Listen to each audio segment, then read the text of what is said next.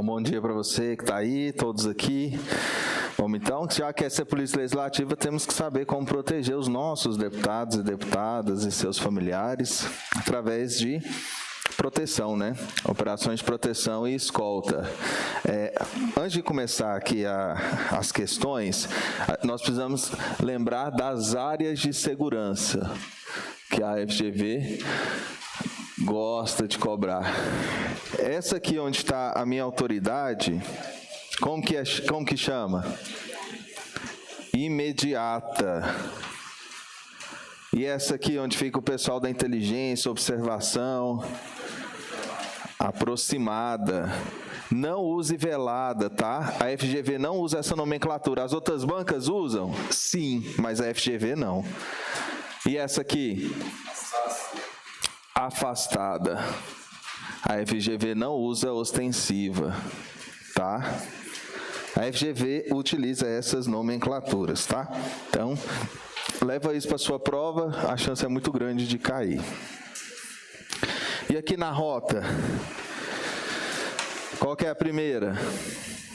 A principal. E essa aqui? Alternativa ou secundária, né? Alternativa ou secundária. E essa? Emergencial ou de contingenciamento, de contingência. Fechou? Alternativa secundária ou de contingenciamento. Então vamos para as questões aí. Leva isso aqui para sua prova, hein? E também os princípios importantes aqui. Unidade de comando, que é muito importante. Um só tem que mandar na operação, senão vira baderna. Flexibilidade, cuidado com essa flexibilidade, dê uma revisada. Discrição, planejamento. Sem planejamento não dá certo. E comunicação também não vai dar certo, se não tiver comunicação. Fechou. Uma primeira aí. No planejamento de uma operação... 45, acharam? No planejamento de uma operação de proteção pessoal envolvendo a autoridade pública e sua comitiva, a equipe responsável realizou estudo detalhado das rotas possíveis, identificando vias principais, alternativas e pontos de possível vulnerabilidade. Durante a análise, constatou-se que determinada rota, embora mais curta, atravessava áreas com histórico de congestionamentos imprevisíveis e presença frequente de aglomerações. À luz dos princípios técnicos do planejamento de proteção pessoal, a decisão mais adequada da equipe deve priorizar. Letra A, a escolha da rota mais curta, pois reduz o tempo de exposição da autoridade. A rota mais curta vai ser a mais rápida? Nem sempre, né? Então tá errado. A rota previamente utilizada em operações anteriores em razão do fator experiência. Então eu vou usar essa rota porque ela já foi usada em outras situações? Não, né? Isso não é o critério mais adequado. Eu posso até usar, mas não é o mais adequado. C, a rota que apresenta maior previsibilidade operacional, ainda que implique maior tempo de deslocamento. Não é mais seguro eu usar uma rota que eu tenho uma previsão do que pode acontecer? Essa é a melhor, né? Então, letra C. D, a alternância constante de rotas, independentemente da análise de risco envolvida. Então, vou ficar alternando a rota sem analisar o risco? Não, né? A alternância constante de rota, a rota com maior fluxo de pessoas, por favorecer a diluição visual da autoridade. Então, vou optar por local que tem mais aglomeração? Não, né? Então, a número 1 é letra C. Durante o planejamento, proteção de uma comitiva em deslocamento intermunicipal, a equipe de segurança mapeou pontos sensíveis ao longo do trajeto. O que é ponto sensível? Aí já está falando, ó, gargalos viários, áreas de paradas obrigatórias, trechos com limitação de manobra, ou seja, um trecho que tem muita curva. Essas curvas são os pontos sensíveis. Não confunda ponto sensível com área de risco, tá? Porque às vezes você fala assim, a banca fala, pontos sensíveis, aí você fica pensando, pô, é um local que tem algum perigo, né, real, concreto. Não, ponto sensível é alguma coisa que pode me limitar. Vai limitar minha visualização, vai limitar a minha velocidade, tudo isso. Tem muita curva, não limita um pouco a velocidade? Então é um ponto sensível. Nesse contexto, a correta compreensão do conceito de ponto sensível permite afirmar que ele corresponde, letra A, exclusivamente a locais onde já tenham ocorrido ataques anteriores. Exclusivamente, ó que risco aí, né? A locais que já tenham coisas anteriores, não. Isso não quer dizer que é um ponto sensível. A qualquer ponto fixo do trajeto, independentemente de suas características operacionais. Qualquer ponto fixo do trajeto? Não, né? Se o ponto fixo for um local de segurança, então não é qualquer ponto fixo. Há locais que concentram fatores capazes de reduzir a mobilidade, a observação ou a capacidade de resposta da equipe? Sim, né? Aí está o conceito de pontos sensíveis. Locais que concentram fatores capazes de reduzir a mobilidade, a observação ou a capacidade de resposta da equipe. D. Apenas há áreas com grande circulação de pessoas e veículos? Apenas, ó que risco. Não é apenas, né? Está dentro do cenário, mas não são apenas essas áreas. Há pontos que exigem parada prolongada da comitiva, sendo irrelevante os demais trechos? Não, né? Tem que considerar todo o trecho. Uma parada prolongada, ó, se no meu planejamento de escolta tem lá que eu vou ficar muito tempo naquele local, é um ponto sensível, mas aqui está falando que é irrelevante os demais trechos. Não, todo trecho também é relevante e pode ser um ponto sensível. Então, 2, letra C. Em determinada operação de proteção pessoal, a equipe elaborou planos de contingência para diferentes cenários, incluindo pane mecânica do veículo principal, alteração abrupta do ambiente e necessidade de evacuação imediata. Durante a execução, ocorreu bloqueio inesperado da via principal, exigindo rápida adaptação da equipe. Considerando o papel das contingências no planejamento de proteção pessoal e de comitivas, é correto afirmar que elas... Então, ele traz esse textão para te perguntar o que é contingência. Substitui o planejamento inicial, sendo acionada sempre que surgirem imprevisto? Então, sempre que surgir um imprevisto, eu vou adotar o contingência, a rota de contingência? Sempre? Não, às vezes o imprevisto pode ser um trânsito lento, aí eu posso adotar minha rota alternativa. B, devem ser genéricas para permitir maior flexibilidade decisória no momento da crise. O plano de contingência, ele tem que ser genérico? Não, ele tem que ser específico. Quando acontecer uma situação de crise, cada policial, cada agente vai saber o que tem que fazer, então não pode ser genérico. C, são acionadas apenas após esgotadas todas as tentativas de manutenção do plano original. Então, eu vou ter que insistir no meu plano original, aí, depois de insistir tanto que eu vou para de contingência? Não, né? D, integram um planejamento prévio, permitindo respostas rápidas e coordenadas diante de situações adversas. E aí? Certo, né? Letra D, essa aí. O que está errado na S? Se limitam a situações de ataque direto, não abrangendo falhas logísticas ou ambientais. Não, nada a ver. Vamos para 4. Antes que eu esqueça também, qual que é a quantidade mínima de veículos para que seja uma operação de escolta? Comboio. 2. Falou comboio, né? Isso aqui é um carrinho, viu? Não, está muito feio, né? Então, eu tenho um carro, vamos fazer quadradinho com roda. Então, eu tenho 2 veículos. Tem como eu fazer escolta de um? Não tem, né? Porque se é só um veículo, é transporte. Para ser escolta, tem que ter alguém escoltando alguém.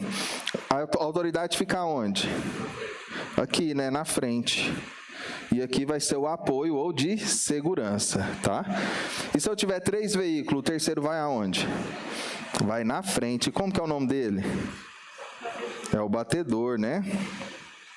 Ele vai abrir caminhos, por aí vai, o batedor. Se eu tiver um quarto veículo, vai aqui, né? Vai ser o meu outro veículo de apoio. Fechou?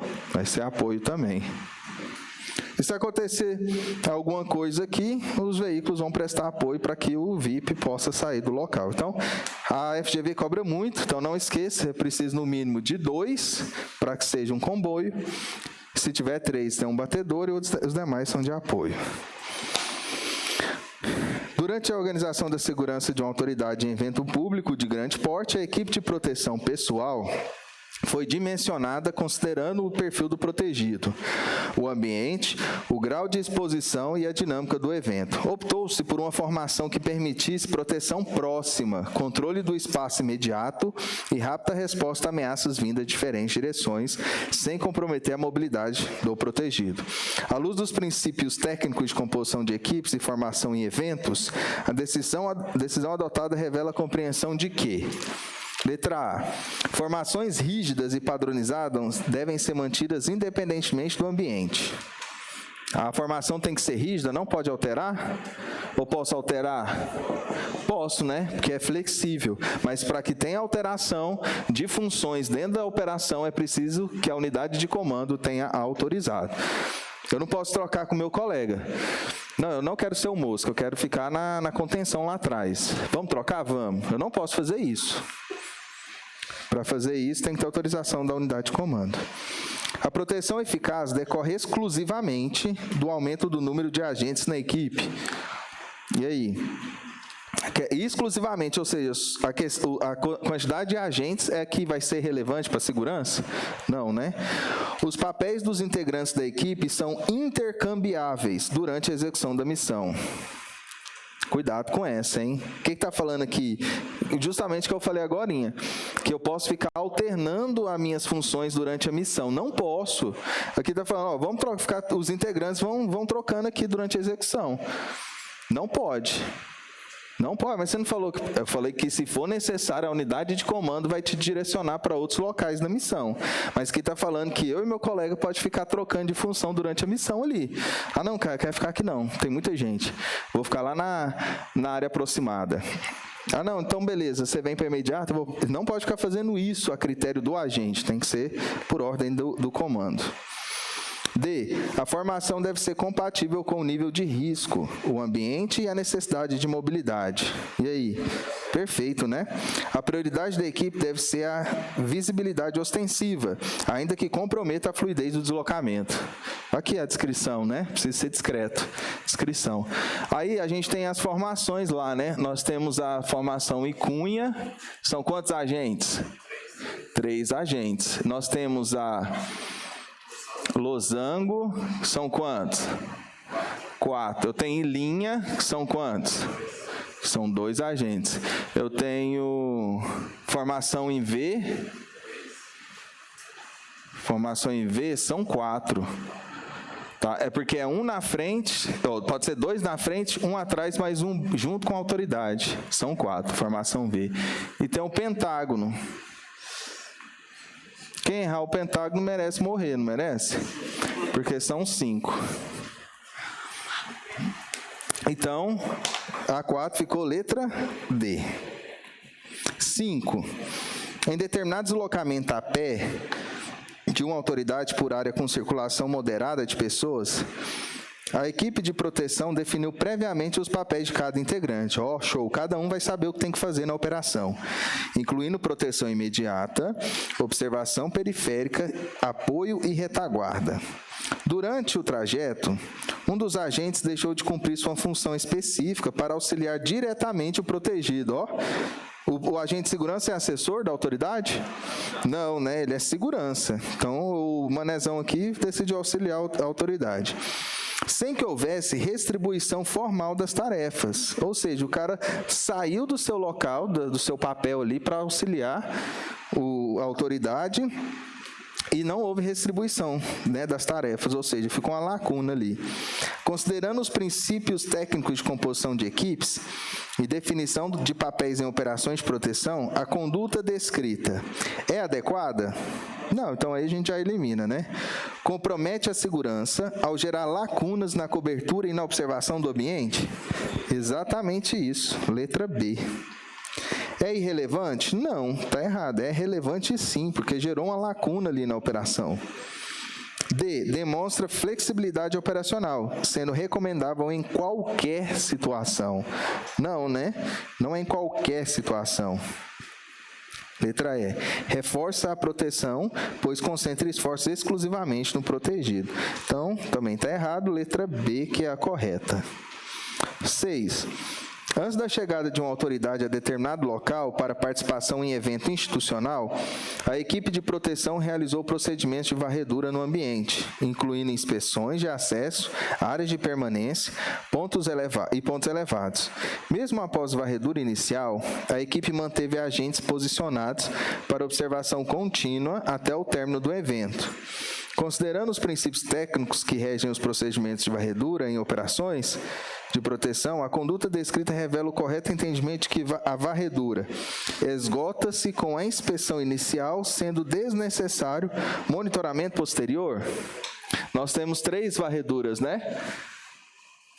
A pré-varredura, ela pode acontecer dias antes, inclusive. Temos a varredura técnica, que ela ocorre pouco antes de começar o evento.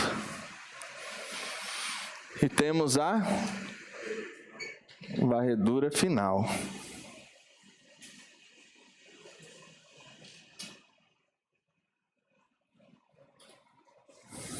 Aí foi um monte de gente lá para a Lego para assistir uma votação do Anley. Beleza, você fez todo o controle de acesso, fez a varredura do plenário, fez tudo bonitinho. Aí acabou a sessão, todo mundo foi embora. Você não vai fazer uma varredura para ver se alguém deixou alguma coisa lá? Então tem a varredura final. Mas aqui na letra A está falando assim: esgota-se com a inspeção inicial, sendo desnecessário monitoramento posterior. Tá certo ou errado? Errado, né? Substitui o controle de público, pois elimina previamente qualquer risco potencial. Então, se eu vou fazer a varredura no local, eu não preciso fazer um controle de público. Quem já foi lá na Assembleia? Lá na entrada não tem os detectores de metal, não tem a recepção, que lá é um controle de acesso. Você tem os body scan lá para passar a mochila, né, para ver se tem alguma coisa dentro e tal. Que lá é uma inspeção, é um controle de acesso. Quando você vai no evento, mesmo que o ingresso seja de graça, você não tem que tirar o ingresso, é um controle de acesso. Então, você acha que tendo esses mecanismos lá na entrada do evento, eu não preciso fazer varredura? Preciso, né? Ou ao contrário, aqui está falando que eu vou fazer a varredura, então por fazer a varredura no local, eu não preciso fazer controle de acesso, qualquer um pode entrar? Não, né? Então a letra B está errada, porque não substitui o controle de acesso à varredura.